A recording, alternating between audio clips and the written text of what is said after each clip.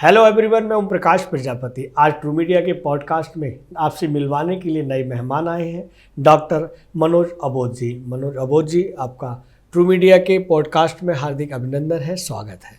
बहुत बहुत धन्यवाद प्रजापति जी, आपका भी बहुत आभार। जी ट्रू मीडिया का आप सोचिए कि उसका भी मैं अभिनंदन करता हूँ। इतना बड़ा चैनल और इतनी बड़ी पत्रिका आपकी हो गई है अंतर्राष्ट्रीय स्तर पर जी, और आपके तमाम श्रोताओं को भी मेरा प्रणाम है जी। पुनः अभिनंदन है आपका। हम जैसा कि ट्रू मीडिया की परंपरा है, हम प्रश्नों की ओर चलते हैं। हमारा पहला प्रश्न है कि आपका नाम डॉक्टर मनोज अबोध है, तो ये जो अबोध जो आपका उपनाम है, इस विषय में हमारे दर्शकों को बताएं कि ये अबोध नाम उपनाम कैसे पड़ा।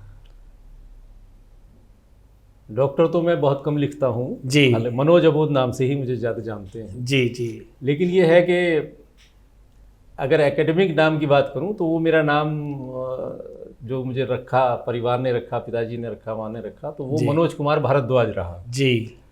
और मैं चूँकि जब लेखन से और थोड़ा साहित्य से जुड़ा तो मैंने अबोध नाम अपने लिए चुना, क्योंकि मुझे लगता था कि मैं तमाम लोग जो है, ये एक इत्तेफाक रहा जीवन में जी जी। कि मुझे जितने मित्र मिले, जितने मेरे सहयोगी रहे, वो मेरे से उम्र में बहुत बड़े रहे। जी जी जी। जो बड़ी उम्र के लोग थे। जी जी जी। लेकिन मित्र थे, अनुभवी थे जी। तो उनके तुलना में मुझे लगता था कि मैं तो बहुत कम जानकारी है, मैं अबोध हूँ बिल्कुल। तो तब मैंने नाम रखा और जब मनोज कुमार भारद्वाज अबोध, बहुत लंबा नाम हो गया जी। और जब अखबार में कुछ छपता था तो उसमें नाम छपता था, तो बड़ा कंपोजिंग करने में, अखबार वालों को छापने में, पत्रिका वालों को छापने में बड़ी समस्या उसमें आई जी, कि वो पूरा एक कॉलम में नहीं आता था। एक पर्टिकुलर कॉलम की चौड़ाई होती है, आप जानते हैं। जी जी जी। तो कुछ अखबार वालों ने, कुछ पत्रिका वालों ने कुमार हटाया जी, वो मनोज भारद्वाज अबोध लिख दिया जी। और किसी ने अगर अबोध हटा दिया मनोज को, तो मुझे नाराज़गी होती थी कि मेरा नाम आप क्यों नहीं दे रहे हैं जी जी। तो इस तरह से होते होते फिर मुझे लगा कि जाति सूचक नाम लगाना इतना आवश्यक नहीं है, क्योंकि हम लोग साहित्य में समरसता की, एकता की, समाजवाद की सब बात करते हैं उस तरह जी जी जी जी। तो फिर भारद्वाज भी हटा दिया और मैं खाली मनोज अबोध रह गया जी जी। और अगर आप अबोध ही समझें तो वही बेहतर है। क्या बात है, क्या बात है। हम ये भी जानना चाहेंगे कि जो आपने मनोज अबोध कि मैं किसी बहुत छोटा हूँ, अभी नौसिखिया हूँ, अभी नावांकुर हूँ, इस तरह की जिज्ञासा आपके मन में रही क्या? ये जिज्ञासा से कभी घर में भाभी जी को परेशानी नहीं हुई कि कब तक आप अबोध रहोगे? नहीं, उनको तो हमेशा ही मैं अबोध लगा। उनकी जानकारी की तुलना में तो हमेशा ही लगता रहा कि मुझे कुछ आता ही नहीं है। क्या बात, कुछ आने से मतलब घर के किचन के काम या कोई और काम? नहीं, बाकी चीज़ें भी, वो चूँकि साहित्यकार है वो भी, तो इसलिए बाकी चीज़ों में ये लगा। लेकिन ये है कि और जो हमारे मित्र हैं, जो साहित्यिक मित्र हैं, जब कभी रचना पाठ की बात आती है या वो मेरी रचनाएं पढ़ते हैं, तब वो इस बात का कमेंट करते हैं कि भाई अब आप अबोध नहीं रहे।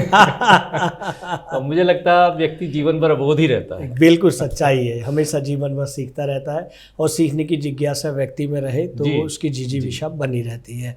हम आगे बढ़ते हैं मनोज जी। जैसा कि आपका सूत्रों से पता चला है कि 40 साल या कहें 4 दशक का समय साहित्यिक क्षेत्र में और पत्रकारिता के क्षेत्र में, संपादकीय क्षेत्र में अधिक रहा है, तो हम अभी आपके पत्रकारिता के 4 दशक के संपादकीय के क्षेत्र में जानना चाहेंगे कि 4 दशक पहले के सामाजिक ताने बाने में और वर्तमान के सामाजिक ताने बाने में क्या परिवर्तन आया है? देखिए प्रजापति जी, उद्देश्य तो जो 40 साल पहले था जी जी, वही आज भी है जी। सर्वजन हिताय, लोगों की परेशानियों को सामने लाना, प्रशासन और आम जनता के बीच का जो सूत्रधार का कार्य पत्रकार करता है, मीडिया करता है, वो आप भी वही कर रहे हैं जी जी जी जी। लेकिन ये है कि गति में परिवर्तन आया है जी। पहले जो मीडिया थी, जो पत्रकारिता थी, वो बहुत धीमी गति से चलती थी जी, एक सामान्य जन की तरह चलती थी। अब वो इतनी फास्ट हो गई है, उसी तरह से जीवन भी फास्ट हो गया, जीवन भी बहुत तीव्र गति से आगे बढ़ रहा है। जी जी जी। ये बड़ा परिवर्तन हुआ है। और इस परिवर्तन से जैसा आप जानते ही हैं, आप तो बहुत विद्वान हैं इस मामले में, कि जब रेटिना के सामने से किस गति से कोई चित्र गुजरते हैं जी जी, तो वो फिर वो गति खत्म हो जाती है और एक ही चित्र दिखाई देता है। जी, हमारी जो फिल्में हैं वो सब इसी उस पर बनी है। जी जी जी। तो ऐसे हालात में अब जो तेजी आ गई है मीडिया में, तो वो आपके मनोमस्तिष्क पे वो प्रभाव नहीं छोड़ पाती, वो चीज़ स्थिर नहीं होती, रुकती नहीं है। अभी आपने एक समाचार देखा तो वो खत्म नहीं हुआ, उस पर आपने सोच ही नहीं पाए, तब तक वो दूसरा समाचार है। जी जी जी जी। वो जमाना था प्रिंट मीडिया का। जी जी। अखबार था, मैं आज पूरे दिन उनकी चर्चा चाय की दुकान पर, नाई की दुकान पर, सब जगह अखबार का एक एक पर्चा जो है उसमें इंतजार करते थे, आपने पढ़ लिया ये भाई, पढ़ते हमें दे दो जरा, हम भी देखें जी। और ये चीज़ भी है कि हर अखबार में अलग खबरें होती थी, अब वो स्थितियां नहीं हैं, समावेशी हो गए हैं, सारा मीडिया समावेशी हो गया है। जो खबर आपको इस चैनल पे मिलेगी वो दूसरे पे मिल जाएगी, जो इस खबर अखबार में मिलेगी वो दूसरे में मिल जाएगी। मैं अभी भी अखबार पढ़ता हूँ और पूरा थॉरोली पढ़ता हूँ। क्या बात है। पूरा लेके जो है, और उसमें पढ़ने में मुझे 2-3 घंटे लगते हैं। और ये भी है, अगर मैं बाहर गया हूँ और अखबार नहीं मिला है तो वो मेरे अखबार सब रखे रहते हैं और मैं फिर उनको बैठ के, चाहे पूरा दिन लगे, भले ही हफ्ते भर पहले के हों, क्या बात है, मैं सबको पूरा पढ़ता हूँ। और हर खबर जब पढ़ता हूँ तो उसके बारे में विचार भी करता हूँ, सोचता भी हूँ। तो यही फर्क उस समय की पत्रकारिता में और आज की पत्रकारिता में है। हमें सोचने का अवसर जो नहीं मिलता है, हम उसमें कोई राय व्यक्त कर सके वो अवसर नहीं मिलता है। जी जी, ये फर्क। मनोज जी, जैसा कि आजकल जब 4 भाई कहीं बैठते हैं बुद्धि वर्ग के लोग, तो वहाँ ये चर्चा होती है कि चाहे वो समाचार पत्र हो, चाहे न्यूज़ चैनल हो या सोशल मीडिया हो, आजकल सिर्फ टीआरपी के लिए कार्य किया जा रहा है, समाज को सुधारने के लिए नहीं किया जा रहा, सिर्फ टीआरपी के लिए काम किया जा रहा है। इस विषय में क्या कहेंगे? नहीं, आप बिल्कुल ठीक कह रहे हैं जी, क्योंकि वो भले ही इलेक्ट्रॉनिक मीडिया हो या प्रिंट मीडिया हो, दोनों से ही ये चीज़ें जो हैं धीरे धीरे करके गायब हुई हैं। और हालांकि प्रिंट मीडिया ने इसको फिर से पकड़ना शुरू किया है जी।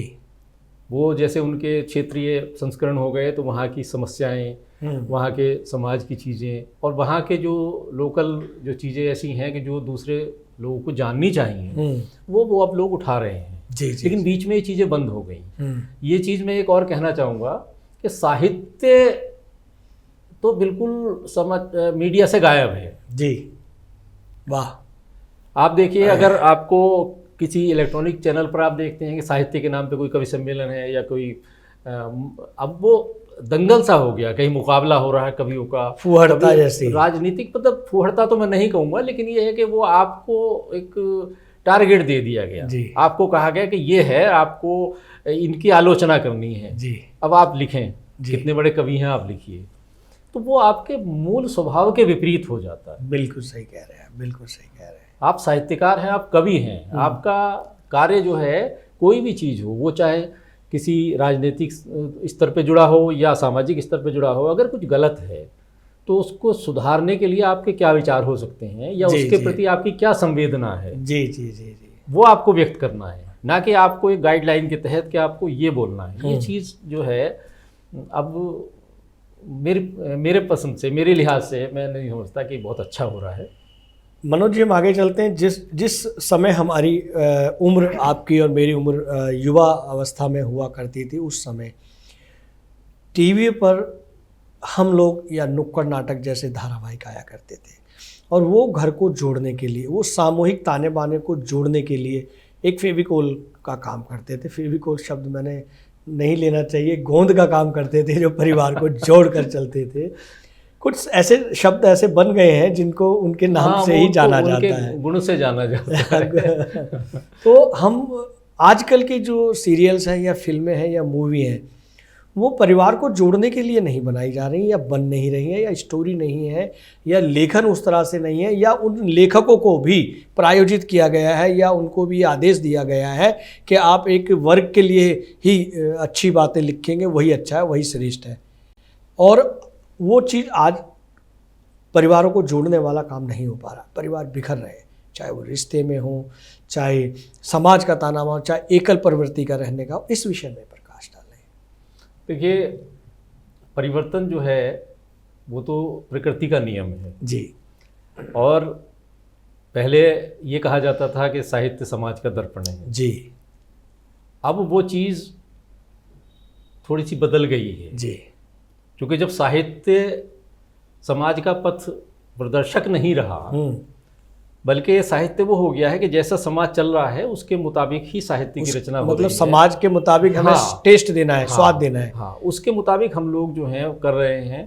वो चाहे आप सीरियल की बात करें जी, चाहे टीवी की बात करें, तो जो चीज़ें भी आ रही हैं वो वही उसी टेस्ट को डेवलप कर रही हैं। जैसे पहले ये होता था, आप देखिए कि कभी कोई नया फैशन आता था तो जो फैशन टेक्नोलॉजी से जुड़े हुए जो है लोग हैं, तो वे कोई नया कुछ काट पीट के कुछ नया एक प्रयोग कर दिया जी, फिर उसको स्थापित करने के लिए फैशन शो और बहुत तरह तरह की चीज़ें उसको प्रमोट करने के लिए होती थी। जी, जी, अब वही चीज़ है कि अब जो भी कुछ फूहड़ता या आप सोचिए कि मॉडर्नाइजेशन जिसे वो लोग कह रहे हैं वो होता है, यही बात परिवारों के बीच में जी।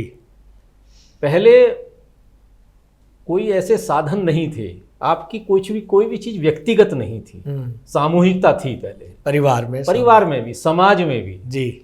अब पंचायत भवन भले ही बन जाए, पहले पंचायत भवन नहीं होते थे गांव में, लेकिन पंचायतें होती थी। तब हाँ, तब जो है एक जगह होती थी, एक खुली जगह होती थी, वहीं सब लोग बैठते थे जी। अब पंचायत भवन खाली पड़े हैं जी, घर आप बड़े हो गए हैं लेकिन परिवार नहीं है, लेकिन उसमें परिवार जन हाँ, नहीं है। परिवार जन नहीं है उसमें। जी, जी, परिवार के नाम पर मैं उसी को बोल रहा हूँ कि जो एक सामूहिकता थी वो सामूहिकता का अभाव हुआ है। उसकी वजह एक ये है कि हमारी व्यक्तिगत जो आवश्यकताएं हैं वो निरंतर बढ़ गई हैं। पहले आप उसी से माने कि पहले तो फोन ही नहीं होते थे, फोन हुआ तो लैंडलाइन हुआ, तो लैंडलाइन अगर एक लैंडलाइन था तो वो पूरे मोहल्ले का होता, पूरे मोहल्ले का, पूरे आसपास का, और वो कहीं से उनको इस नंबर पे बता देना और वो बुलाएंगे। उनकी ये नैतिक जिम्मेदारी होती थी, बुलाकर आपसे बात भी कराते थे, उसे सामूहिकता थी जी। अब नहीं है, अब कोई मतलब नहीं। अब तो हर एक का क्या, एक मोबाइल क्या है, वो एक व्यक्ति में 2-2 3-3 मोबाइल, कई मोबाइल हैं। टीवी पहले ये हुआ कि एक सामूहिक कहीं पंचायत में या प्रधान जी के या स्कूल में कहीं पर मोहल्ले में जो एक बड़ा व्यक्ति है तो उनके यहाँ टीवी हुआ, सब लोग देखते थे, उनके यहाँ चाय भी पीते थे, बातचीत भी होती थी, तो वो सामूहिकता जो थी अब सब सीमित हो गए अपने अपने। अब तो कमरे से भी निकल गए। पहले आपके घर में एक टीवी, फिर वो कमरे में आया, आपके कमरे में आया तो माता पिता अलग रह गए, पति पत्नी उधर हो गए, भाई अलग देख रहे हैं, और छोटे बच्चे अलग अलग होते चले गए, उनके टेस्ट अलग हो गए। अब वो भी खत्म हो गया, अब तो आपके हाथ में आ गया। जी, छोटा यंत्र आ गया, सब यंत्र आ गया, आपका जो है छोटा वहीं देख रहे हैं, आपको कोई मतलब ही नहीं है। आप रूम में 6 लोग भी बैठे हैं, सब अपना अपना देख रहे हैं। तो ये जो अकेलापन बढ़ा है उसकी वजह से ही ये परिवार का जो एक थिंकिंग है वो ये बन गई कि बस मैं और मेरी पत्नी, और शायद हुआ तो एक बच्चा, 2 हो गए तो बहुत बड़ी बात है, उतना ही वही परिवार है। जी। अब तो माता पिता को परिवार का हिस्सा ही नहीं मानते। हाँ, वाकई बहुत बड़ी आप सोचिए, ये बड़े अफसोस की बात है कि माता पिता जो है वो परिवार के, जबकि सरकारी परिभाषा में भी वो परिवार में आते हैं। बिल्कुल, डिपेंडेंट अगर हैं तो में आते हैं, उसमें भी आते हैं, आपके सब सुविधाओं लेने के लिए, सब उन परेशानियों के लिए आते हैं। लेकिन हम लोग नहीं मान रहे हैं। आज की जो युवा पीढ़ी है वो ये कहती है कि बस ये हमारा परिवार है, मम्मी पापा वो अलग है, वो वहाँ रह रहे हैं। तब अजीब सी वो हो गई है। क्या ये हमारा समाज इस तरह के परिवेश में आ गया है? किस दिशा में जा रहे हैं हम? क्या हम सकारात्मक दिशा में जा रहे हैं समाज को लेकर, या नकारात्मकता की ओर जा रहे हैं, या हमारा देश, हमारी सरकारें, हमारे जो बुद्धिजीवी वर्ग हैं, साहित्यकार लोग हैं, इस बात पर चिंतन क्यों नहीं कर रहे? देखिए, सरकारों का तो इसमें कोई योगदान अपेक्षित नहीं है जी, लेकिन और समाज को आप अगर कहें कि समाज किस दिशा में जा रहा है, तो ये अलग से एक परिवर्तन की तौर पे है हम लोग। जी। हम लोग बहुत सारी चीज़ों में पश्चिम का अनुकरण कर रहे हैं और अपनी सभ्यता को, अपनी संस्कृति को उससे थोड़ा सा छिटक रहे हैं, उससे अलग हो रहे हैं। जी। जबकि पश्चिम वाले वो हमारी तरफ पूर्व के रुझान की ओर बढ़ रहे जी हैं जी लगातार। जी जी और हम उस वर्ज पर हैं, हम उस, आप देखिए उस जोड़ पर हैं कि ना तो हम पश्चिम के हैं जी और ना पूर्व के हैं। जी जी जी जी। तो जो मेड़ पर खड़ा हुआ व्यक्ति होता है कहीं उसकी का क्या नहीं हालत होता है, होती है, कहीं का नहीं होता। हाँ, वो कहीं का। तो इसीलिए हम लोग सही गलत का फैसला अभी कर ही नहीं पा रहे हैं। जी। जिन चीज़ों में हमें लगता है कि बहुत अच्छा है, उनके जो बाद में आफ्टर इफेक्ट्स आते हैं, उनके जो परिणाम आते हैं, उसमें लगता है कि ये तो बहुत बड़ा नुकसान हो गया। जी, लेकिन जब तक तो वो नुकसान हो चुका होता वो है। उम्र निकल जाती हाँ, है। बिल्कुल, वो बदलाव की नियति में नहीं होता। अभी जैसा आप कह रहे हैं कि परिवर्तन आया है, ये परिवर्तन नकारात्मक नहीं है, नकारात्मक है।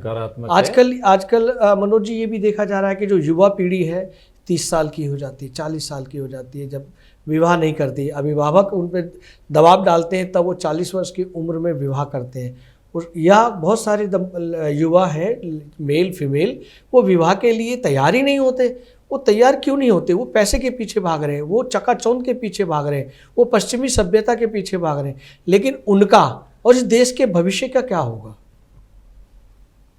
देखिए, देश के भविष्य के लिए तो सोचने वालों की बहुत बड़ी भीड़ है जी।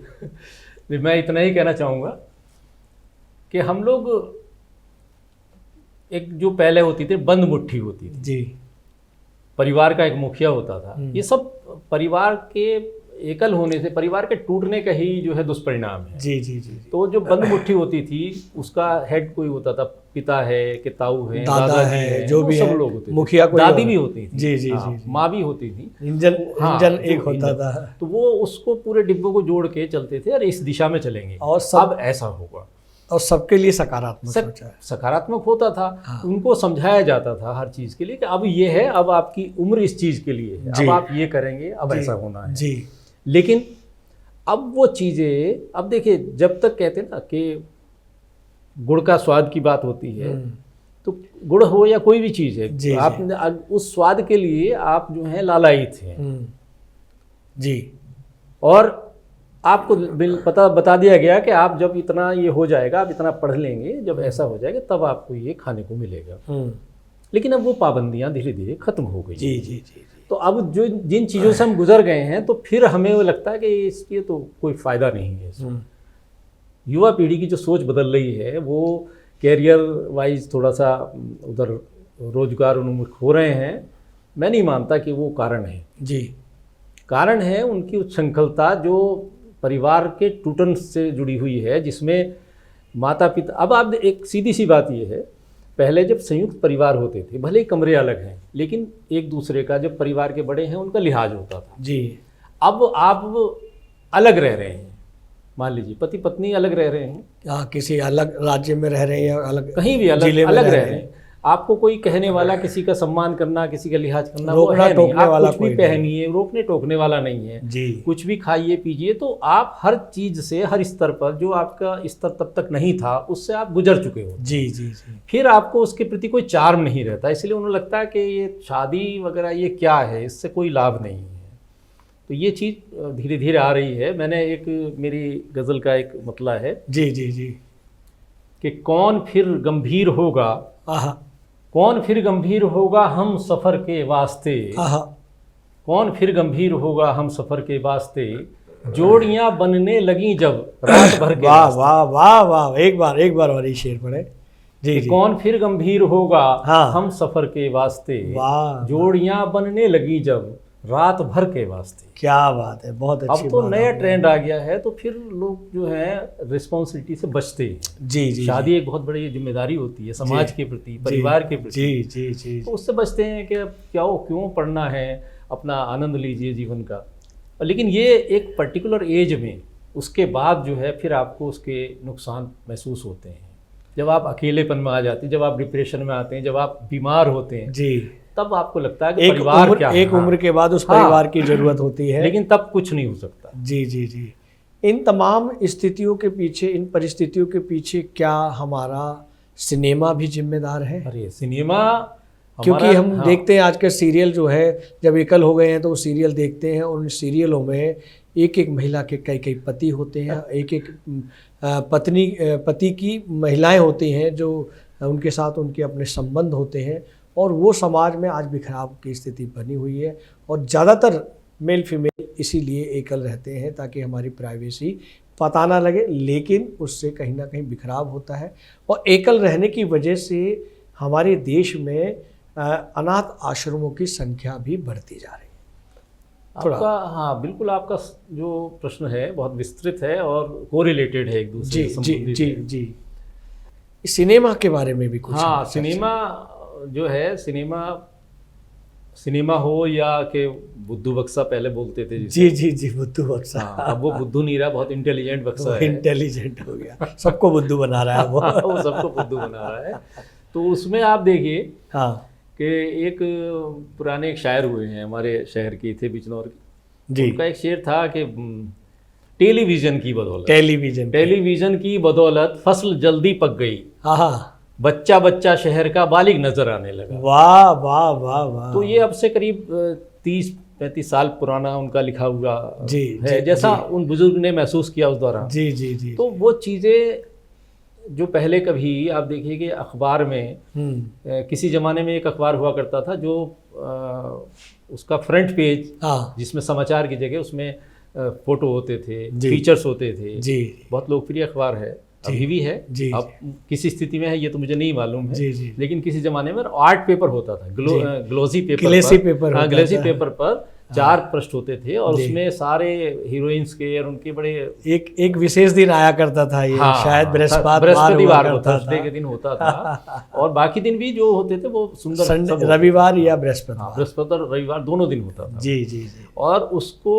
उस जमाने में वही चीज़ थी, उसको काट के दीवारों में भी लगाया जाता था, फाइलों में भी रखा जाता, रजिस्टरों में रख लिया जाता था, देखने के लिए सुंदर होते थे। जी जी। कोई तरीका नहीं था जी। फिर उसके बाद वो काम जो है टेलीविज़न ने ले लिया। टेलीविज़न में जो आपने जैसा नुक्कड़ और कई सीरियल्स की बात करी, तो उस समय समाज को जोड़ने के लिए, भावनात्मक और संवेदनाओं को आश्रय देने के लिए वो चीज़ें होती थी, जो हमारे वैल्यूज़ थी जी, परिवार की भी और समाज की भी जी, उनको बढ़ाने के लिए होती थी। अब धीरे धीरे जो आपने कहा कि वो कई पति निकल आए, कई पत्नी, वजह क्या है कि आप कोई सीरियल बनाने जब जा रहे हैं तो उसके लिए पहले एक सिनॉप्सिस जमा होती है, तो उसके लिए होता है कि आपके 16 एपिसोड होंगे, उसका आउटलाइंस होती हैं। अगर उसकी टीआरपी बढ़ गई तो 16 के जो है दोनों ही, प्रोड्यूसर भी और जो चैनल भी, दोनों कहते हैं कि यार ये तो बहुत अच्छा चल रहा है, इसको बढ़ाओ। अब बढ़ाएं क्या, उसके 2 पति तो पहले ही जो है निकाल लिए हैं, फिर अब आगे एपिसोड कहाँ से लाएंगे? पता चला कि वो कहीं गए तो एक तीसरा पति और निकला, उससे एक बेटा और निकला। तो ये कोई मानी नहीं है इन सब बातों का। लेकिन जो हमारा, लेकिन उसका असर समाज पर, समाज पर उसका बड़ा निगेटिव असर पड़ रहा है। जी जी जी। उसके लिए मान के चलते हैं, अरे देखिए ये हो नहीं रहा, कैसा हो नहीं रहा है। मतलब तो कहते हैं कि जो समाज में होता है वही टेलीविजन नहीं या मूवी में दिखाया जाता है या नाटकों में दिखाया जाता है, लेकिन नाटक कुछ अलग करके दिखाते हैं, सीरियल धारावाहिक कुछ अलग दिखाते हैं। अब सीरियल के हिसाब से व्यक्ति चल रहा है, अब उल्टा हो गया है। पहले आप देखिए कि वो जो है फिल्में होती थी, तो फिल्मों में जो कुछ, फिल्मों का प्रति आकर्षण क्यों होता था? जी जी, क्योंकि वो चीज़ें ऐसी उसमें पर्दे पर हम देखते थे जी कि जो आम जीवन में, जो हमारे जीवन में संभव नहीं। अभिनेता और विलेन के 2 रोल हुआ करते थे, रोल होते थे। एंड जो है फिर अभिनेता की तरफ सत्य की जीत के साथ सत्य की जीत इस तरह से होता था। लेकिन वो एक जो हीरो होता था अभिनेता, उसका वो एक व्यक्ति 40-40 लोगों को मार रहा, तो वो आम जीवन में नहीं हो सकता। वो देख के हमें अच्छा लगता जी जी। अब जो है टेक्निक नहीं आ गई, चीज़ें नहीं आ गई, तो अब वो हम लोग उस चीज़ पर उतना वो नहीं है। अब हम उनके हिसाब से चल रहे हैं जैसा उसमें दिखाया जा रहा है, या ये कहे कि हमारे चलने की चाबी किसी और के हाथ। हाँ बिल्कुल, एग्जैक्टली आप सही कह रहे हैं जी, कि अब जो है वो हमने ही दी है चाबी। जी जी, वो चाबी हमने ही दी है। हमने ही दूसरे को ये बना दिया कि भाई आप हमारे बारे में निर्णय कीजिए, आप हमारे बारे में लीजिए जी। ये चीज़ कहीं ना कहीं समाज को भी, व्यक्ति को भी, परिवार को भी, उसको, उसका जो ताना बाना था वो उसको नष्ट कर रही है, बिखेर दिया है। और आप देखिए कि अब धीरे धीरे जो परेशानियां आ रही हैं, तो मैं देख रहा हूँ हमारे आसपास के क्षेत्र में, देख रहा हूँ कि उनके साथ कई परिवार ऐसे हैं जो पति पत्नी दोनों जॉब कर रहे हैं जी, बच्चे को संभालने वाला कोई नहीं है जी, तो वो फिर से दादा दादी या नाना नानी जो भी उपलब्ध हैं जी, उनको बड़े आदरपूर्वक ला के अपने साथ रख रहे हैं। जी जी जी। अगर उस महत्व को हम लोग पहले से ही समझें, जी, उनका आदर सम्मान करें, तो जो अनाथालय वाली बात और जो ये वृद्धाश्रम वाली जो फिनोमेना है, ये काफ़ी हद तक जो है इस पर रोक लगाई ये जा सकती है। कितना प्रतिशत ऐसा हो रहा है जो आपने बताया कि फिर वर्किंग दंपति अपने माता पिता को, अपने सास ससुर को, उस बच्चे को संस्कार देने के लिए, शिक्षित होने के लिए और समृद्ध होने के लिए, बड़े होने के लिए छोड़ रहे हैं, क्योंकि वहाँ संस्कार भी मिलेंगे। लेकिन ये कितना प्रतिशत हो रहा है? आजकल बच्चों के केयर टेकिंग के लिए बहुत सारे विद्यालय जैसे खुल गए हैं, वहाँ संस्कार नहीं मिलते। जैसे हम अपने डॉगी को छोड़कर आते हैं या कुछ और पशु को छोड़कर आते हैं, ऐसे बच्चों को छोड़ा जाता है। वो बीमार है, खेल रहा है या टीवी देख रहा है, और टीवी में क्या चल रहा है, उसके लिए उन्होंने क्या लगाया हुआ है, उससे समय पर भोजन मिल रहा है या नहीं, उसे समय पर कपड़े उसके बदले जा रहे हैं या नहीं, ये सब नहीं है। वो सिर्फ एक कमरा है और वहाँ भेड़ बकरी की तरह बच्चे खेल रहे हैं। हम कह रहे हैं खेल रहे हैं, हम महसूस कर रहे हैं खेल रहे हैं, लेकिन ऐसी स्थिति प्रैक्टिकल नहीं है। उनमें ज्ञान नहीं आ रहा, उनकी जो मेमोरी खाली है, जो हमारे दादा दादी नाना नानी देते थे, वो नहीं जा पा रही है। पहले हम नाना नानी के यहाँ छुट्टियों में जाते थे, अब वो सब खत्म हो गया। किसी वीकेंड पर चल रहे हैं, घूमने जा रहे हैं, वहाँ जा रहे हैं, वहाँ संस्कार नहीं मिलते, वहाँ उल्टा सीधा खाने को मिलता है, वहाँ हम गलत चीज़ों का सेवन करते हैं, जिससे हमारे बच्चे भी सीखते हैं, वो भी ऐसा ही करते हैं। इस विषय पर हमें देखिए लाभान्वित करें। वजह वही है घूम फिर के, जो हमारे जीवन के प्रति जो हमारी आकांक्षाएं हैं जी, जो हमारी अभिलाषाएं हैं, वो उनमें बेतहाशा तरीके से वृद्धि हो रही है। और हम सब कुछ बहुत कम उम्र में बहुत जल्दी पा लेना चाहते हैं। प्रतिस्पर्धा बुरी चीज़ नहीं है, प्रतिस्पर्धा होनी चाहिए, लेकिन प्रतिस्पर्धा नहीं है ये। जी जी जी। ये सब कुछ एक साथ पा लेने की एक गलत सी उत्कंठा है, गलत सी। इसीलिए जो है, इसे कहते हैं ना, मैं आजकल खर्चा, कोई एक कमाने वाला हो तो खर्चा नहीं चल सकता। खर्चा क्यों नहीं चल सकता? जी, खर्चा इसीलिए नहीं चल सकता कि हमारी ज़रूरतें, हमारी जो इच्छाएं हैं, हमारे जीवन का जो स्तर है, हमने वो इस तरह से कर लिया कि वो एक उस खर्चे में नहीं चलता। जी जी। दोनों को नौकरी करनी है। जब दोनों नौकरी करेंगे तो या तो बच्चे को जन्म नहीं देंगे जी, और बच्चे को अगर जन्म दिया है तो उसको परवरिश नहीं दे पाएंगे। वाकई वाकई ये असर हो रहा है। जी, और क्रैच हो या जो छोटे स्कूल, जो छोटे संस्थान जिनकी आप बात कर रहे हैं, तो उसमें आपने खुद ही उसका प्रश्न का उत्तर दिया कि उसमें बच्चों को कोई संस्कार और कोई उनके स्वास्थ्य पर कुछ नहीं देखा जाता जी। ये माता पिता की विवशता है जी, क्योंकि घर उन्होंने EMI पे लिया है, लोन लेके, उन घर में जो जितने उनकी सुविधाएं हैं उसमें भी आधी चीज़ें, कार भी उनको चाहिए जी। पहले आपने एक बात देखी होगी, आप किसी भी मध्यम दर्जे के जो पुराने शहर हैं, अब उन्हें कस्बा कहने लगे हैं लोग, जी जी जी जी, जी। हाँ, उसमें कोई नए मोहल्ले बसे नए, उसमें देखिए उनकी सड़कें कितनी चौड़ी हैं, बहुत कम चौड़ी सड़कें होती थी जी। उस समय का कॉन्सेप्ट ही ये था, आपसे 30 साल पहले, 35 साल पहले, 40 साल पहले लोग ये सोचते थे कि भाई दो रिक्शा निकल जाएं, साइकिल रिक्शा वो सोच ही नहीं सकते थे कि कार इस गली में यहाँ से आएगी, इस शहर में आएगी, शहर में होती थी, इस शहर से कोई आएगी हमारे, कि वो यहाँ पर आएगी या हमारे पास होगी। अब स्थिति हो गई है कि एक घर में कई कारें हो गई जी। जरूरत नहीं है, ड्रेस की तरह कारें, हाँ, जरूरत नहीं है उतनी जी जी जी। वो एक स्टेटस सिंबल बना लिया आपने, लेकिन वो एक आपके आने जाने का साधन मात्र है जी जी जी। वो अगर मिल रहा है, वो अगर अच्छी साधन, आपका पब्लिक ट्रांसपोर्ट बहुत अच्छा है और जो कार पूलिंग का वो है, मैं तो उसको भी बहुत अच्छा मानता हूँ, बिल्कुल, तो वो आपका काम चल सकता है। लेकिन नहीं, आपको नए मॉडल की महंगी से महंगी गाड़ी चाहिए, उसके लिए लोन लेंगे, उसके लिए पति पत्नी दोनों खटेंगे जी। बच्चे का क्या होगा?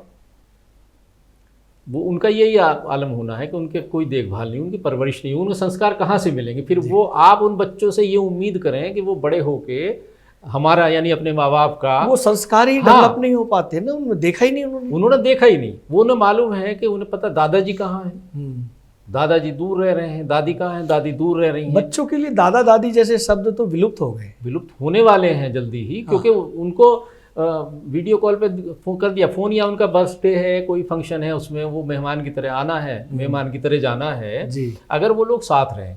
रही बात ये जो पहला आपका प्रश्न था, जिसमें वो दौर थोड़ा थोड़ा लौट के आ रहा है जी, ये कुछ विवशता भी है, और कुछ जो संस्थान है जहाँ बच्चों को छोड़ा जाता है, उसके जो निगेटिव चीज़ें सामने आई हैं, उससे भी लोगों को ये लगा कि भाई बच्चों के तो बहुत नुकसान हो रहा है, इनको एक अच्छा नागरिक हम कैसे बना पाएंगे। जी जी जी। तब वो उनको ऐसा लग रहा है, ये उनका प्यार या उनका आदर नहीं जाग रहा है माँ बाप के प्रति या नाना नानी के प्रति, दादा दादी के प्रति, ये उनकी विवशता है जी। और उसका फायदा बच्चों को, परिवार को लगता है जब दादा दादी आ जाते हैं या नाना नानी होते हैं, उनके सानिध्य में बच्चा रहता, तब पेरेंट्स को ये लगता है कि ये हमारा फैसला कितना अच्छा है या वो हमारा कितना फैसला गलत था, अब कितना अच्छा है, बच्चे कितना खुश रहते हैं, हेल्दी रहते हैं और उनको कितने अच्छे संस्कार मिल रहे हैं, दोनों को ही, हाँ, दादा को भी पोते को भी। हाँ, तो तब उनको फिर ओल्ड एज होम में जाने की आवश्यकता वाह वाह, यही बात हम करना चाह रहे थे। और उनकी जीवन प्रत्याशा बढ़ जाती, बीमार नहीं रहते, मन खुश रहता, उनको लगता है कि हमारी पौध जो हमने सींचा था जिन पौधों को, वो हमारे सामने है, सब फसल लहला रही है, फसल लहला रही है। और वो जो ध्यान रख सकते हैं, वो कोई भी पैसा लेके काम करने वाला, वो क्रैश हो या दूसरी चीजें हो, वहां पर नहीं हो सकती। वाकई बहुत सारे ऐसे। और आपने ये चीज देखी होगी, ये चीज विदेशों में थोड़ा अलग तरीके से हो गई। वहां पर होता यह है कि वहां पर उसका मूल्य बहुत है, बहुत पैसा आपको खर्च करना पड़ता है। अगर बच्चे की देखभाल करनी है, कोई आपको हेल्प चाहिए, तो उसका बहुत पैसा खर्च करना पड़ता है, जो आपके अफोर्ड नहीं कर सकते। तो वो लोग जो भारतीय हैं, जो बाहर से आए हुए हैं, विदेश में रह रहे हैं, तो उनके लिए वो ज़्यादा ऑप्शन अच्छा है कि वो एयर टिकट दे के मम्मी पापा को बुला लें या नाना नानी को बुला लें जी, और बच्चे की देखभाल वो करें। वाकई अच्छी बात है। हाँ। ये अगर चलन वापस आ रहा है, हाँ, तो ये धीरे धीरे आ रहा है। हाँ, ये धीरे लेकिन कभी जब मैं इस विषय पर चिंतन मंथन रहता है तो मुझे बड़ा कष्ट होता है, मानसिक और शारीरिक कष्ट। तो देखिए, हमारी पीढ़ी के लोगों को तो कष्ट ही ये है जी, वो उन्हें अपनी हम चिंता इतनी नहीं है जी, क्योंकि हमारी तो जीवन कट गया इतना जी, जितना बचा है वो आप सब लोगों मित्रों के साथ गुजर रहा है, बहुत अच्छे से हो जाएगा। लेकिन जो बच्चे हैं, जो आपकी आने वाली पीढ़ी है, जो दूसरी पीढ़ी है, उसको जब संस्कार विहीन देखते हैं, उनको जब अकेलापन उनमें देखते हैं कि वो खाली वीडियो गेम में लगे हुए हैं बच्चे और चीज़ों में लगे, उनको मोबाइल दे दिया जाता। 4-6 महीने का बच्चा जो है, उसको माँ या वो, उनको इतना टाइम नहीं है उनके साथ स्पेंड करने का या उसको खिलाने का। कोई घर में इतना है नहीं कि उसको बाहर घुमा के लाए, घुमाए जी, कोई नहीं है। उसको उठा के मोबाइल दे दिया और बच्चा मोबाइल देख रहा है, उसको पता भी नहीं है क्या चीज़ है, क्या देखना चाहिए और नहीं कुछ नहीं। अब वो धीरे धीरे क्या 4-5 साल में, 6 साल में वो इतने एक्सपर्ट हो जाते हैं कि जितने हम एक्सपर्ट नहीं है, जितना हमें उन्हें चलाने का अनुभव नहीं चलाना आता, उनको फौरन पता है हाँ कहाँ से यूट्यूब करना है, कहाँ से क्या होना। तो अब उसके गलत जो है असर, आफ्टर इफेक्ट जितने बुरे हैं वो तो होने ही है, वो झेलने पड़ेंगे। जी, ना झेलने पड़े हमें उसके लिए क्या करना चाहिए? उसके लिए आपको लौट के आना पड़ेगा।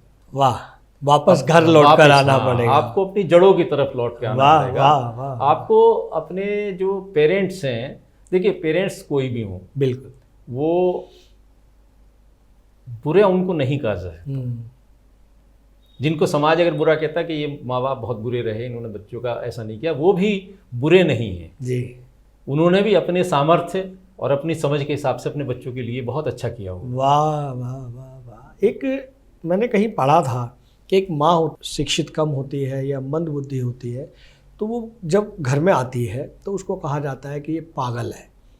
उसके बाद वो बच्चे को प्रजनन करती है और उस बच्चे की देखभाल पूरी तरह करती है, उसके दूध का, उसके खाने पीने का, साफ़ सफाई का, और वो बच्चा बड़ा भी हो जाता है और उसके घर में एक और परिवार सदस्य आ जाते हैं, उसकी बहू, पुत्र वधू। तो उस महिला को पागल क्यों कहा जाता है? अगर वो पागल होती तो अपने बच्चे का गला घोंटती, वो अपने बच्चे का उसको विकसित शिक्षा के रूप में, शारीरिक रूप में कैसे करती? फिर वो विवाहित भी हो जाता है।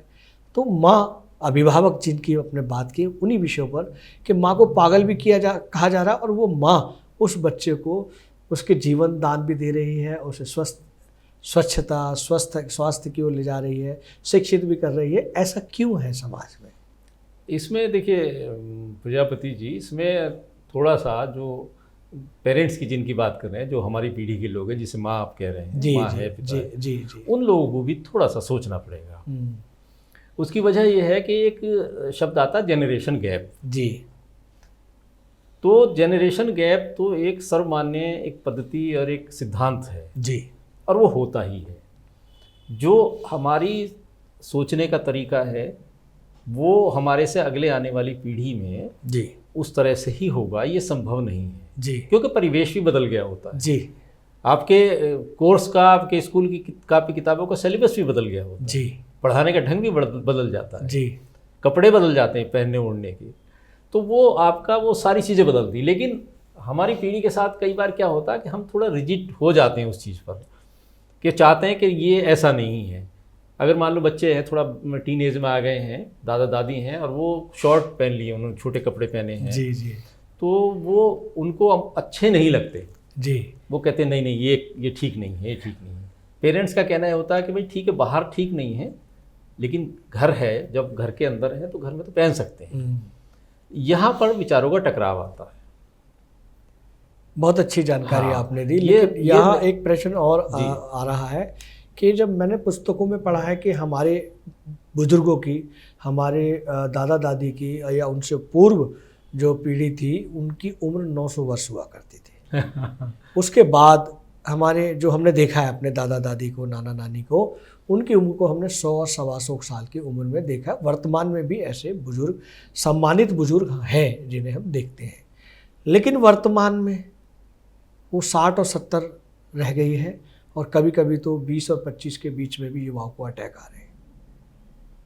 तो इस विषय पर चिंतन मंथन नहीं हो पा रहा, लेकिन हम बदलाव की बात कर रहे हैं, परिवर्तन की बात कर रहे हैं। ये भी एक चिंतनीय विषय है कि जो हमारे एक योद्धा थे हमारे, जिन्होंने तमाम देशों पर कब्जा किया, जिनकी तलवार का वजन ही 50 किलो हुआ करता था और वो ऐसे चलाते थे क्योंकि वो था ऐसा, शक्तिशाली थे। तो इस विषय पर चिंतन मंथन समाज में, साहित्यिक क्षेत्र में नहीं हो पा रहा है, ऐसा मुझे महसूस होता है। हो सकता है मैं गलत भी हूँ। मैं गलत तो नहीं कहूँगा आपको, लेकिन ये कि साहित्य, ऐसा नहीं कि साहित्य में नहीं हो रहा है जी। साहित्य में आप देखिए कि बहुत सारी चीज़ें, बहुत सारे जो पुरानी हैं, पौराणिक हैं जी, उनको वो दोबारा से उनकी कहानियाँ, उनके उपन्यास, आख्यान, वो सब आपकी भाषा में तैयार करके वो दिए जा रहे हैं जी। पहले जो संस्कृत में या थोड़ा उपलब्ध नहीं होते थे सामान्य तौर पर, वो हो रहा है धीरे धीरे।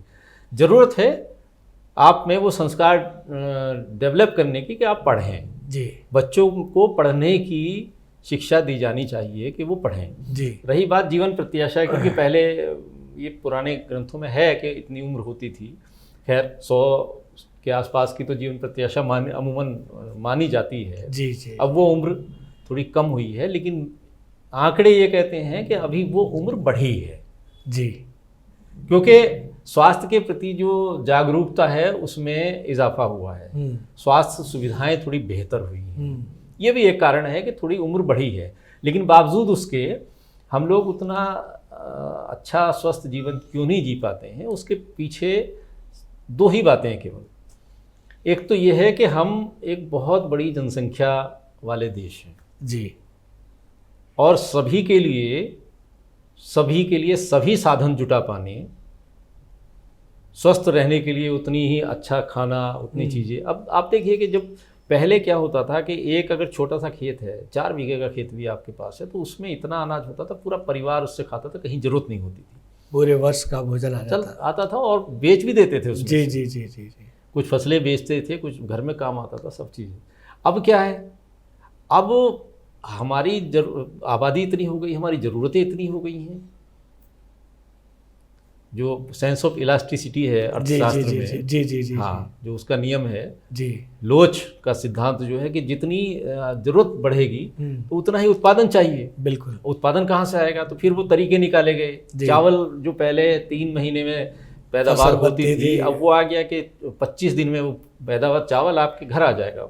जी, ये जो जानकारी आप हमें दे रहे हैं, क्या वो 25 दिन और 30 दिन में चावल हमारे घर तक आ जाता है, क्या वो पौष्टिक होता है? बात पौष्टिक की तो है ही नहीं, बात तो ये है कि लेवल उस पर कौन सा है, कौन सी बड़ी कंपनी का बहुत अच्छे पैसे से आप जो ऑनलाइन और उससे बड़े स्टोर से आप खरीद के ला रहे हैं जी, और फौरी तौर पर आपको बड़ा स्वादिष्ट लगेगा, बहुत अच्छा लगेगा, लेकिन उसके जो दीर्घकालिक चीज़ें हैं वो उसमें नहीं है। इसलिए जीवन प्रत्याशा कम होना या अस्वस्थ रहने का या हमारा चिकित्सा दवाइयों पे, डॉक्टरों पे मुख्य कारण ये है। वो आप, हाँ, आप ये मान लीजिए कि आप सुबह दौड़ रहे हैं, सुबह वॉकिंग कर रहे हैं, क्योंकि स्वास्थ्य के लिए बहुत अच्छा है।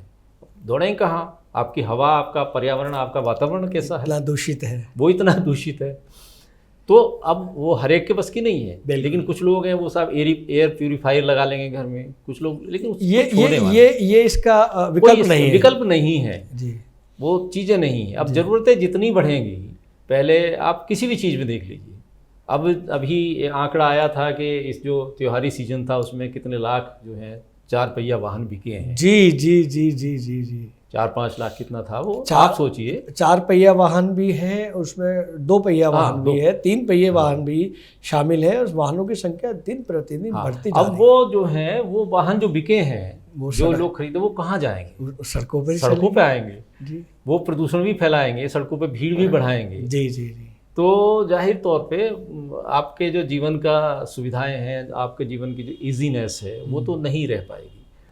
अब वो जी हम आगे बढ़ते हैं प्रश्नों की ओर कि आपकी शिक्षा और साहित्य से गहरी रुचि का मेल कैसे हुआ?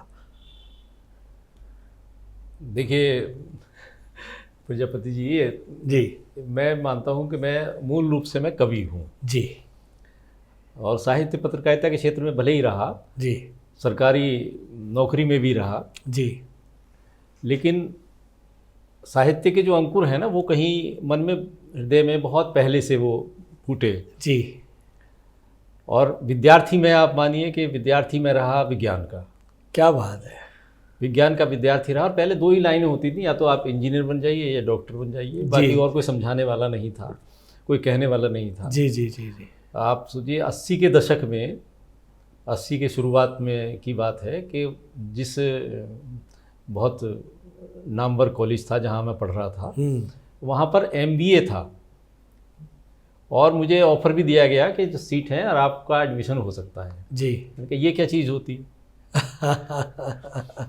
तो उन्होंने बताया बिजनेस एडमिनिस्ट्रेशन मास्टर। मैंने कहा ये तो फालतू की चीज़ है, इनमें क्या मतलब है जी। जबकि उस समय के, उस बैच के मेरे साथ के जो मित्र थे, चूँकि वहीं रहते थे हम लोग हॉस्टल में, जी जी तो जी। वो मतलब कोई भी यहाँ इंडिया में नहीं है, बड़ी बड़ी कंपनियों CEO और ये वो सब लोग हैं तो चीज़ें थी, पहले सूचना नहीं थी जी, जानकारियाँ नहीं थी, प्रचार प्रसार नहीं था, आपको अपनी मर्जी से ही सब करना होता, अपने नियरेस्ट में जो दिखता था हम वही कर लेते थे। मेरे पिता चूँकि शिक्षक थे और वो एक सरकारी विद्यालय में प्रधानाचार्य थे, और मैं उनके साथ ही, मुझे साथ ले गए थे वो, कि जिससे मेरी पढ़ाई का जो है बेहतर तरीके से उनके साथ ध्यान रख सकें जी। तो हम लोग जिला मुरादाबाद के, अब तो अमरोहा जिला बन गया, JP नगर, तो उसमें आ गया है वो, रजबपुर जगह है, तो वहाँ पर उनकी पोस्टिंग थी। आप सोचिए कुछ भी नहीं था, इवन के एक रेडियो ट्रांजिस्टर वो भी नहीं होता था। बिल्कुल बिल्कुल। हाँ, कोई मनोरंजन का कोई साधन नहीं जी, कोई चीज़ नहीं, तो वो था प्रकृति में उस समय वही आनंद होता था। बिल्कुल। जो रोड थी उस पर जो वाहन जाते थे, ट्रक और वो जाते थे, उनकी जो आवाज़ होती थी उसमें भी हम लोग म्यूजिक खोजते थे। क्या बात है। और एहसास होता था ये टाइम हो गया और ये बस गई है तो ये वहाँ जाएगी। बिल्कुल बिल्कुल बिल्कुल। क्या तो वो एक चीज़ थी जी। तो वहाँ पर एक साप्ताहिक पेठ लगती थी शनिवार को जी, बाजार लगता, जिसे बाजार कहते हैं, बाजार जो बोलते थे। तो वो सब्जी वब्जी और ये खाने पीने की चीज़ें, आसपास से गाँव वाले बहुत सारे जरूरत की चीज़ें लेने।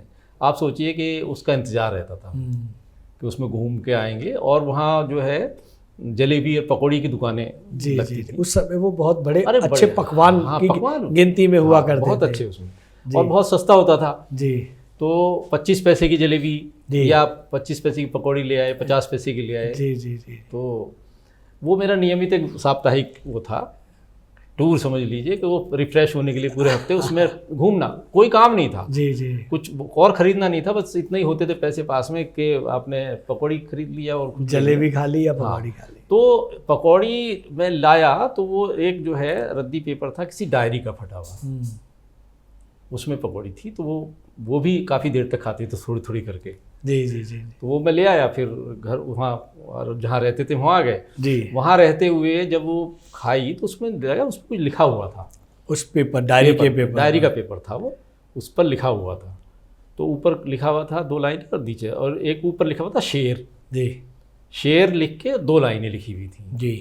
तो वो लाइनें थी, अगर तुम तैश में आकर मेरा खत फाड़ भी डालो तुम्हारे पांव चूमेंगे मेरी तहरीर के टुकड़े। वाह वाह वाह वाह वाह। मैंने पढ़ा उसको और ये लगा कि ये इस तरह से 2 लाइन जो होती है उसको शेर कहते हैं। जी जी। ये और बहुत अच्छी लगी। और उसके बाद से अगले 8-10 साल तक जितने भी मैं ख़त लिखता था, उस समय पत्रों का ज़माना था, पत्र लिखे जाते थे, तो उसमें आखिर में ये 2 लाइन जरूर लिखता था। क्या बात है। कि अगर तुम तैश में, भले ही वो अम्मा को लिखे, पिताजी तक को ये लिख देते थे। उस समय ये नहीं था कि ये किसको लिखना है, क्या है।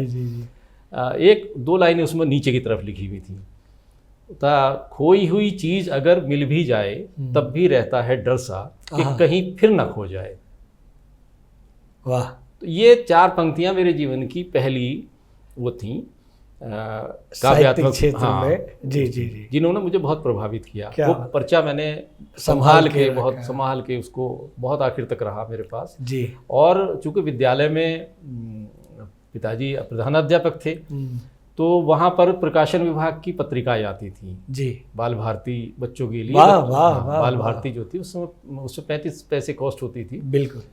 तो वो बहुतायत में आती थी बच्चों में बांटने के लिए। जी जी। तो बढ़ती तो वहीं से थी, तो वहाँ रखे रहते थे, वो फिर बच जाती थी कुछ।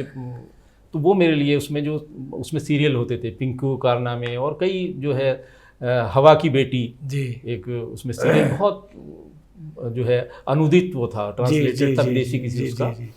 तो वो मैं पढ़ता था, पढ़ने का शौक मुझे रहा उस समय। जी जी। तो वो धीरे धीरे, और पिताजी हमारे बहुत पढ़ाऊ थे, वो उपन्यास और किताबें पढ़ते, उनका पूरा आप देखिए कि विद्यालय में भी एक वो था लाइब्रेरी, तो उसमें भी वो पढ़ने में लगे रहते थे, और उनकी व्यक्तिगत जो है स्टॉक भी बहुत था। वाह वाह। तो वहाँ से मैंने पढ़ा। और हम लोग चूँकि बिजनौर के मूलतः उस समय रहने वाले, झालू के, तो वहाँ से ट्रेन से ही हम लोग जाते थे, घर भी आते थे और जाते थे। जी। तो बीच में एक जंक्शन पड़ता था गजरौला, तो वहाँ A.H. व्हीलर जो बुक स्टॉल होती थी, जी जी जी, रात में पहुँचते थे। तो वहाँ से पराग और नंदन जैसी पत्रिकाएं चलती थी। हाँ, तो उसका मतलब कभी कभी इतना उदासी हो जाती थी कि मैं गया और उसने बताया नहीं, नया अंक नए महीने का अभी नहीं आया, हम इतनी दूर से जा रहे हैं, इतनी दूर से आए, और फिर पता है कि 1 महीने बाद हमें आना होगा। हर महीने जाना होता था, और फिर उनको पूरी तरह से पढ़ना। उनके पात्रों से जो बच्चों कहानियाँ थी, उनसे ऐसे जुड़ जाते थे। मुझे उस समय ये चलचित्र दिमाग में चलता रहता था। मुझे एक चीज़ समझ में नहीं आई थी, मैं सब चीज़ें पढ़ता था, मैंने आपको बताया मैं पूरा पढ़ता हूँ, उसमें ये नहीं कि ये छोड़ दिया। तो उस समय पराग के संपादक थे कन्हैयालाल नंदन जी, और नंदन के थे जयप्रकाश भारती जी। तो मुझे इस बात पे बड़ा अचंभा होता था कि पराग के तो हैं नंदन जी, जब पत्रिका का नाम पराग है तो इनका नाम जो है कन्हैयालाल नंदन क्यों है? जी जी जी। और नंदन पत्रिका के जयप्रकाश भारती। वाह। ये फिर पिताजी ने एक बार समझाया कि ये जो है नंदन है, ये इनका उपनाम है। तो वही उपनाम क्या होता? तो उन्होंने बताया कि ये जो साहित्यकार है, कवि, लेखक होते हैं, ये एक उपनाम लिख देते हैं जिससे उस नाम से उनको जाना जाए, और उस नाम से वो कुछ जो साहित्य रचना करते हैं वो लिखते हैं। जी, उस तरह से बहुत अच्छी। तब उपनाम का जो कॉन्सेप्ट है मेरे दिमाग में आया, और मैंने सोचा क्या उपनाम रखूं। मैंने गुप्तचर भी रखा शुरू में। क्या बात, मुझे जासूसी का बड़ा शौक था। तो वो रखा, लेकिन फिर ये अबोध पे आके रुकी जी। तो जो आप कह रहे हैं एजुकेशन और साहित्य जी, तो चूँकि उसमें शिक्षा के और साथ साथ साहित्य के बीच मेरे उस पिता से और उस माहौल से बचपन से ही पढ़ गए थे। मैं उस समय कक्षा 7 में पढ़ता था। वाह वाह। और कक्षा 9 में मैंने दीवार करके एक उपन्यास लिख दिया। क्या बात। हाँ, वो पढ़ा था कि कोई राइटर थे विदेशी कि वो रात को इतने बजे से इतने बैठकर लिखते थे, एकांत में लिखते थे। तो बाकी चीज़ें नहीं समझ में आई, किस उम्र में लिखते थे ये नहीं समझ में आया। जी जी जी। हमें लगा उनका उसी टाइम में कि रात को 10 बजे से 11 बजे तक मैं लिखूंगा। लैंप जलते थे, बिजली नहीं होती थी उस समय, लालटेन जला के और लिखना। और वो कैपिटल कॉपी होती थी, कैपिटल कॉपी बोलते थे, वो छोटी छोटी कॉपियाँ आती थी। जी जी जी। वो कॉपी कितनी भर दी, 4 कॉपी भर दी, ऐसा कर दिया। वाह वाह। हाँ, अब वो रखा है, अब उसको पढ़ता हूँ तो हंसी आती है, जिसे उपन्यास कहते थे जिसा। तो तब से वो धीरे धीरे करके वो उसकी परवरिश हुई, उस अंकुर की, साहित्य का जो अंकुर था। वाह वाह। और मैंने पढ़ा और फिर लिखा। उस समय लिखा गज़ल से परिचय तो बहुत बाद में हुआ। जी। शेर वगैरह ये हुआ, लेकिन गज़ल से परिचय तो करीब हो गए, 3 दशक तो हो चुके उसको। वाह वाह वाह वाह वाह। बहुत बाद में उससे परिचय हुआ, तो ये धीरे धीरे है। तो इस तरह मैं मूलतः अपने को पत्रकार तो कम, कभी ज़्यादा मानता हूँ कि मैं मूलतः कवि हूँ। मनोज जी, हम आगे बढ़ते हैं प्रश्नों की ओर। आपने अपने बचपन के समय में जो पत्रिकाएं पढ़ी, उनके संपादकों के नाम अभी तक याद है, लेकिन वर्तमान में हमारे देश के राष्ट्रपति और उपराष्ट्रपति के नाम हमारे जो बच्चे हैं, जो 5th क्लास के हैं या उससे छोटे हैं या 6 के हैं, या प्रधानमंत्री तो एक चर्चा में रहते हैं, परिचित रहते हैं, तो उनका तो नाम लगभग जानते हैं कि ये मोदी जी हैं। लेकिन हमारे जो हमारे राष्ट्रपति हैं, उपराष्ट्रपति हैं, क्योंकि वो उनकी कार्यशैली कम है या क्या कारण है, लेकिन जब हमारे समय हुआ करता था हमें याद रहते थे, लेकिन आजकल के बच्चों उन्हें याद नहीं रख पाते। क्या कारण है इनके बीच में? कारण तो शिक्षा पद्धति ही है जी। आप उस चीज़ को देख रहे हैं कि जैसे पहले शिक्षा बहुत उतनी मुश्किल नहीं थी जी, सिलेबस भी उतना ज़्यादा नहीं होता था, पाठ्यक्रम थोड़ा कम होता था और पढ़ना पड़ता था। अब आप देखिए, अब तो होमवर्क भी मोबाइल पर मिल रहा है, व्हाट्सएप पर आ रहा है बच्चों का, और उनको इतना काम दे दिया जाता है। वो स्कूल में कितना काम करते हैं, कितना पढ़ते हैं, ये तो नहीं कह सकते, लेकिन होमवर्क उनका अच्छा खासा होता है कि जिसमें उनके पेरेंट्स भी एंगेज रहते हैं और बच्चे भी एंगेज रहते हैं जी।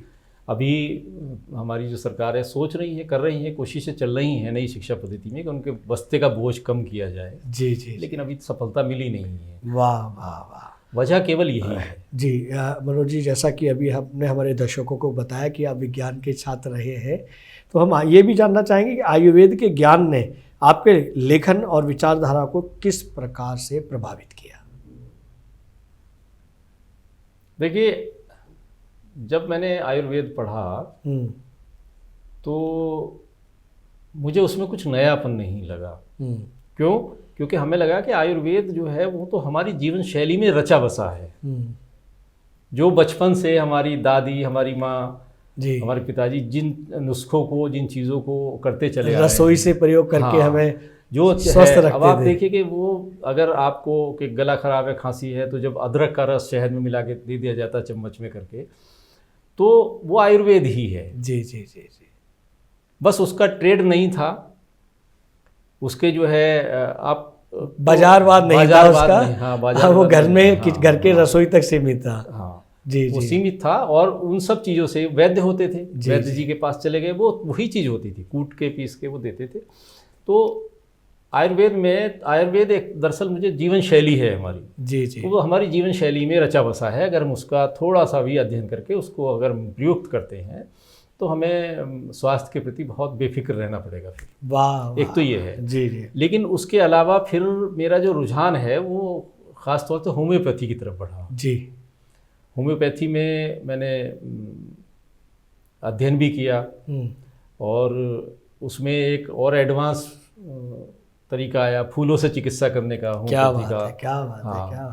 तो डॉक्टर बैच हुआ करते हैं लंदन के, उन्होंने उस पैथी को, उस पद्धति को, वो होम्योपैथी के अंतर्गत ही आती है जी, उसका ईजाद किया उसको कि कुछ फूल हैं, करीब 40 फूल हैं जिसमें भारत में कुछ होते हैं और बाकी विदेशी धरती पर पैदा होते हैं। तो उन फूलों से, उनके रस से, उनकी सुगंध से जो चिकित्सा की जाती है होम्योपैथी में आती है जी जी। मुझे उसने बहुत आकर्षित किया और मैंने उसमें डिप्लोमा भी किया एक वहाँ से जी जी जी जी, और उसमें काम भी करता हूँ। तो मेरा रुचि जो है, मैंने देखा कि आपको त्वरित उपचार के लिए जितनी कई मामलों में एलोपैथी हो सकती है कि तेज हो, लेकिन मुझे सूट करती है और मेरे मित्रों को, मेरे परिवार को भी सूट करती है। होम्योपैथी में जो मेरी जानकारी है उसके हिसाब से मुझे लगता है बहुत अच्छा काम करती है। बहुत बढ़िया। और आयुर्वेद तो अलग है ही नहीं, आयुर्वेद तो हमारी जीवन शैली में है जी। जब हम तुलसी डालते हैं चाय में डाल के, काली मिर्च डाल के चाय पीते हैं, गला ऐसा, दालचीनी, हाँ दालचीनी वगैरह, जो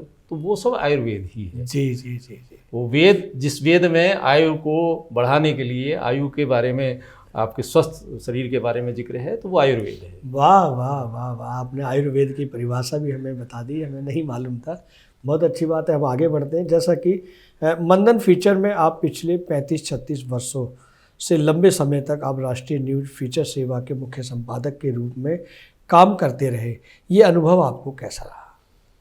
ये बड़ा अद्भुत अनुभव था जी। और ये 3 जनवरी 1984 को शायद, या हाँ 84 को मैंने ये शुरू की थी हम लोगों ने मिलके। जी। एक मेरे बड़े भाई हैं तो उन्होंने सब मिलके वह बिजनौर से हमने फीचर, उस समय कोई तरीके नहीं थे। जी जी जी जी। टेलीफोन ही नहीं होते थे, नेट का कोई इंटरनेट कोई चीज़ होती तो है सोच में ही नहीं था, नहीं सकता था कोई, विचार ही नहीं था। तो केवल डाक के द्वारा भेजना और वो करना, तो वो इस सब चीज़ें। तो हमने देखा कि एक बैकग्राउंडर के तौर पे एक तो फीचर सर्विस उस समय थी, उनसे हमें प्रेरणा मिली कि एक बैकग्राउंडर के तौर पर हम लोग शुरू कर सकते हैं। तो बैकग्राउंडर मतलब कि न्यूज़पेपर फॉर द न्यूज़पेपर। जी।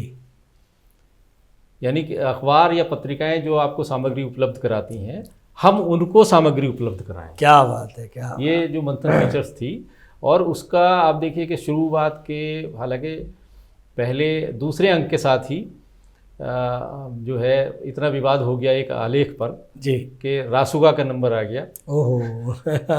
हाँ, रासुका के आदेश हो गए और FIR हो गई कई जगह, बड़ा प्रदर्शन वगैरह हो गए।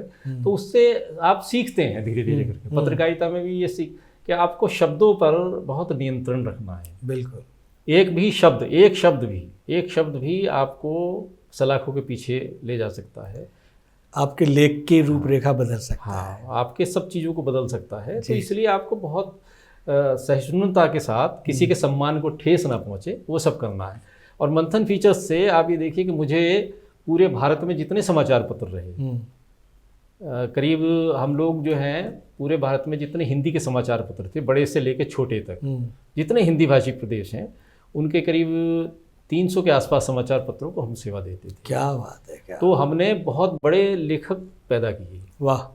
जो आज ऐसे लेखक हैं कि उनको बहुत हाईली पेड लेखक हैं, लेकिन उनको हमने मंथन फीचर्स ने उनको बनाया है। जब उनका कोई लेख, जब वो कच्चे लिखते थे तो उनको कोई छापने वाला नहीं था, छोटे अखबार में नहीं छापते थे, आप स्थान देते थे। हाँ, हमने उनको, चूँकि वो उन्होंने लेख भेजा, हमने उसको संपादित किया, और संपादित करके फिर उसकी बहुत सारी कॉपीज़ बना के, वो उस समय साइक्लोस्टाइल चलता था, साइक्लोस्टाइल, उसके बाद फिर फोटोस्टेट आ गया, इलेक्ट्रॉनिक टाइप आया, और कंप्यूटर भी बाद में आया। जी जी। तो वो करके, और वो सब अखबारों को अलग अलग शहरों में पूरे भारत में भेजा जाता था। और उनको, अखबार वालों को ये सुविधा थी, पत्रिकाओं वालों को, कि उनको उसको दोबारा से पढ़ना, एडिट करना जरूरी नहीं, तैयार रेडीमेड सामान आया और उसको जो है उन्होंने पेस्ट कर दिया। पहले तो रिकम्पोज करना पड़ता था, जो कंपोजिटर होता था। जी जी जी। तो बहुत हमने, आप सोचिए, उससे बड़ा संतोष मिला और जो सम्मान मिला उससे, कि कहीं भी आप गए, आप हैदराबाद गए, आप गुवाहाटी भी गए हैं, किसी काम से गए हैं, तो वहाँ आपको कोई जानता है, वहाँ के समाचार पत्र को आपकी सेवा जा रही है, और वो उनको बड़ा अच्छा लगता था। शिमला आप गए हैं, हम शिमला गए, वहाँ से एक अखबार था, लोअर मार्केट बाजार से छपता था, उसका एड्रेस तो हमारे पास था, हम वहाँ गए, तो उनके लिए ऐसा लगा, अरे अरे आप मंथन फीचर्स के संपादक आप आइए। तो वो चीज़ जो थी वो बहुत संतोष देती थी। और मुझे एक बात का बहुत संतोष है कि मैंने बहुत सारे लेखक तो खुद ही थे, वो उनको परिष्कृत किया, उनको उसमें सुधार करके उनको इस हालत में वो करा। लेखक तो थे, कवि, आपके जो राष्ट्र कवि जो आज कई हैं, मैं नाम नहीं लूँगा जी, 2 कवि कम से कम ऐसे 2-2 लाख रुपए एक कार्यक्रम के लेते हैं, जैसा मैंने सुना है। जी जी जी जी। उनकी गज़ल, उनकी रचना कोई छापने वाला नहीं था। उनको हमने उस समय जो है स्थान दिया, और उनका प्रचार 84-90 के दशक में उसको हमने अलग अलग अखबार में छपी, और वो हुई, और उनको वो नाम में, नेम फेम दोनों मिले। और प्रतिभा तो उनकी है। जी जी जी जी। हम तो मीडिएटर थे, प्रतिभा उनकी थी, वो आगे बढ़ पाए, आगे बढ़े। तो ये बहुत बड़ा उपलब्धि रही, बहुत संतोष मिला। वाह मनोज जी, हम लोग अभी अपने दर्शकों को बहुत सारे चिंतन मंथन की बातचीत से ऐसा लग रहा है कि वो कहीं ऐसा ना हो कि ऊब जाए। हम चाहते हैं कि थोड़ा सा एक एंटरटेनमेंट वाला भी, एक मनोरंजक भी प्रश्न आपसे किया जाए। जी जरूर। क्योंकि आप एक मुजफ्फरनगर के आसपास के रहने वाले हैं, और बहुत आप 80 के दशक की बात कर रहे हैं, उससे पहले की भी बात कर रहे हैं। तो हम ये जानना चाहेंगे कि उस समय आप मिट्टी से जुड़े हुए थे, हमेशा खेत खलिहान से जुड़े हुए थे, आपने बस गुजर रही है तो उससे भी आपने कुछ ना कुछ सीखा, कैसा म्यूजिक है, कैसा लेखन किया जाए। तो हम ये जानना चाहेंगे कि उस समय आप अपने मित्रों के साथ में क्या गुल्ली डंडा खेलते थे, या साइकिल के टायर को भगा भगा कर खेलते थे, या कंचे खेलते थे, या कोई और विशेष खेल था जिसे खेलते थे? देखिए, कंचे कलेक्ट करने का मुझे बहुत शौक था जी, और कंचे में खेल नहीं पाया। वो इस तरह से कुछ करके वो किया जाता, वो मुझसे कभी हुआ नहीं। जी जी जी जी। लेकिन मैं उस टोली में दोस्तों की शामिल जरूर रहता था और उसको पूरी तरह से एंजॉय करता था जी। गुल्ली डंडा हम खूब खेलते थे जी। और उसके अलावा गेंद तड़ी होता था, गेंद मारने का खेल था। अच्छा, वो पिट्ठू बना लेते थे, उसको करते थे। हाँ, उसमें मारना है, और वो जो जिसका परिष्कृत रूप आज क्रिकेट के तौर पे आ गया जी है। जी जी। तो वो सब होता था और बड़े सामान्य सी चीजें होती थी। पतंगबाजी होती थी उस समय, हालांकि पतंग भी मैं नहीं उड़ा पाया। जी जी जी। मुझसे संभलती नहीं थी। एक ये बहुत चलता था, वो जो साइकिल के पुराने टायर मिल जाते थे, बहुत चलाया, और हमारे मित्र हमारे पीछे पीछे भागते थे और हम उसे भगाते थे तेजी से। तो आप उनके पीछे भागते थे? नहीं, मैं चलाता था, चलाया, मैंने खूब चलाया है उसको। उसमें शर्त ये होती थी भागने वालों के कि ये गिरना नहीं चाहिए। गिरना कितनी लंबी दूरी तक? कितनी लंबी दूरी तक? पता चला कि हम लोग बाजार दूर तो खेत। अच्छा, आपको उस समय लग रहा था कि यही एक ऐसा वाहन है जिसे हम चला रहे हैं, जिससे ना तो हमें पेट्रोल की जरूरत पड़ेगी, ना डीजल की जरूरत पड़ेगी, ना सीएनजी की पड़ेगी, और इससे प्रदूषण भी नहीं होगा।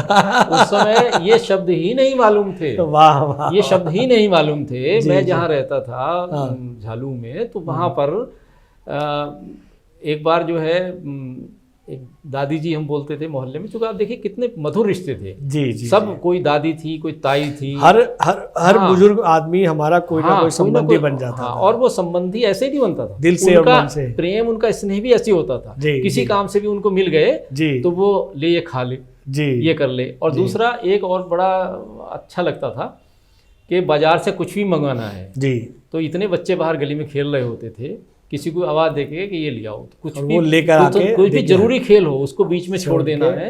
और ये बड़ा अपने में गर्व लगता था कि चाची ने या दादी ने, ताई ने हमें इस काम के लिए चुना, इस काम के लिए चुना।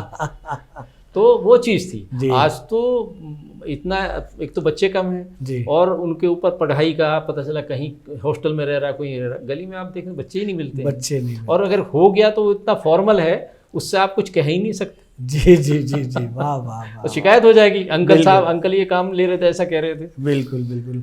हम आगे चलते हैं मनोज जी की साहित्य और संस्कृति को बदलती दुनिया में सांस्कृतिक मूल्यों को बनाए रखने के लिए किस प्रकार हमें महत्वपूर्ण बनाने की आवश्यकता है। देखिए, साहित्य और संस्कृति जी, संस्कृति तो आपको आपके संस्कारों से मिलेगी जी। जो आपके संस्कार हैं, अगर आपके संस्कार शुरू से ही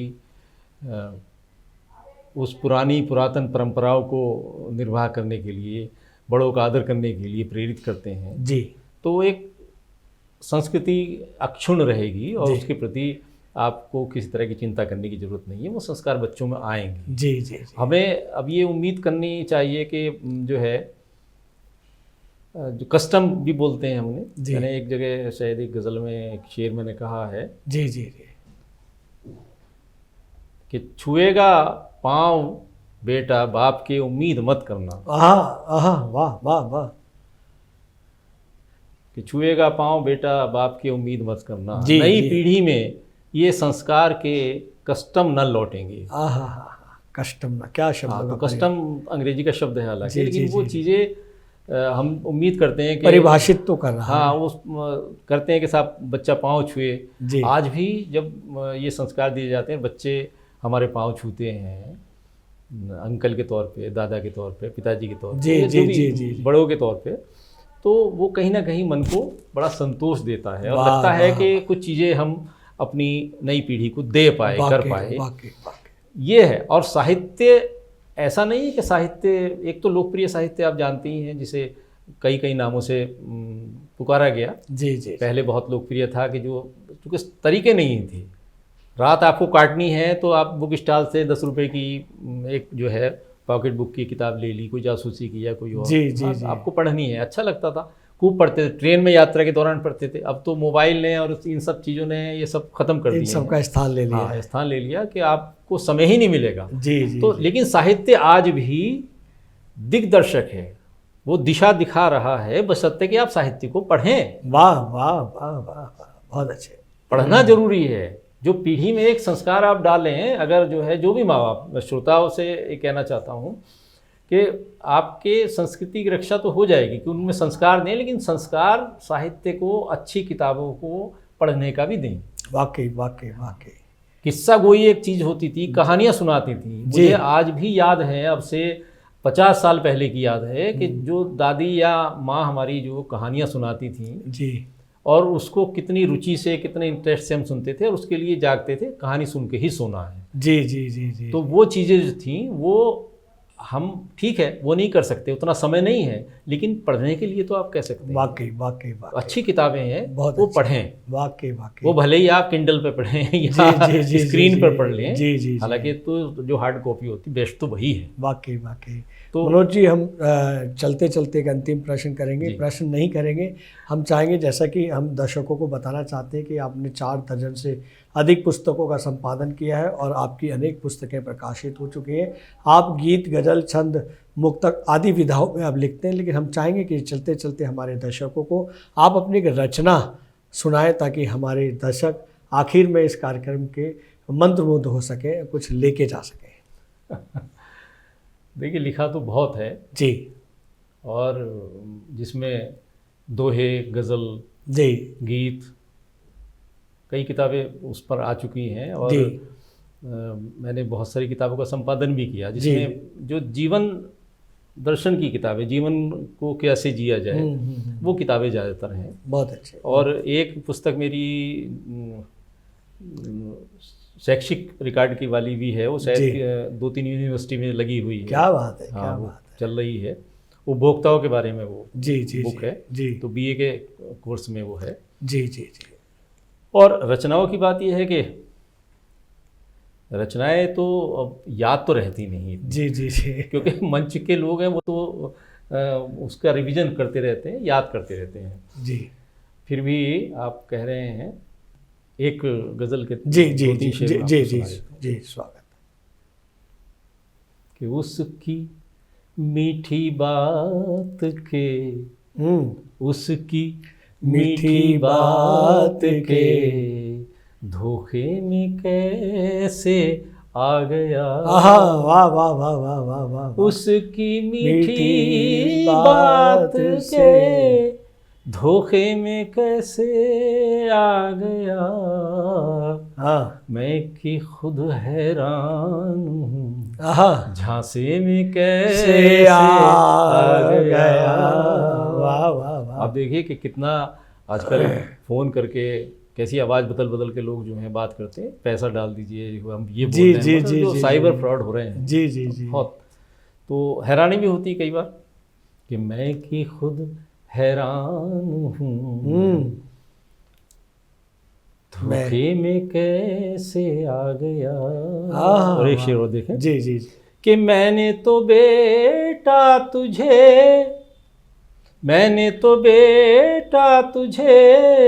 भेजा था पढ़ने के लिए। वाह वाह वाह। मैंने तो बेटा तुझे भेजा था पढ़ने के लिए, और धर्म का कीड़ा तेरे बस्ते में कैसे आ गया। वाह वाह वाह वाह। धर्म का कीड़ा तेरे बस्ते में कैसे आ गया। और एक शेर और देख लीजिए। जी जी जी। ये पिछले कई सालों से कई बार बीच बीच में ये मामले उठते हैं। जी जी जी। कि पीढ़ियों से जो इलाका, पीढ़ियों से जो इलाका है हमारे देश का। वाह वाह वाह वाह। पीढ़ियों से जो इलाका वाह है हमारे देश में, वो पड़ोसी मुल्क के नक्शे में कैसे। वाह वाह वाह वाह वाह वाह। बढ़िया बढ़िया बढ़िया। वो पड़ोसी मुल्क के नक्शे में कैसे आ गया। और अंत में एक जी शेर जो बचपन से मुझे जोड़ता है। जी संस्कार की बात अभी आपने की थी जी कि संस्कार और संस्कृति कैसे बचे, तो वो संस्कार आप तक बात पहुंचेगी मेरी जी कि किस तरह के बचपन में हम लोगों ने संस्कार किए। वो अलग बात है कि हम उन संस्कारों को आने वाली पीढ़ी में ट्रांसफर उतने अच्छी तरीके से नहीं कर पा रहे। बिल्कुल उस गलती को मैं स्वीकार करता हूँ। मैं मानता हूँ कि लोगों को स्वीकार करना चाहिए कि हमसे गलती हुई है, उस गलती को सुधार करें। जी जी जी जी कि मैं कि खुद हैरान हूँ झांसी में कैसे आ गए। देखें जी कि माँ ने थाली छीन ली, माँ ने थाली छीन ली और डांट कर बोली मुझे। वाह।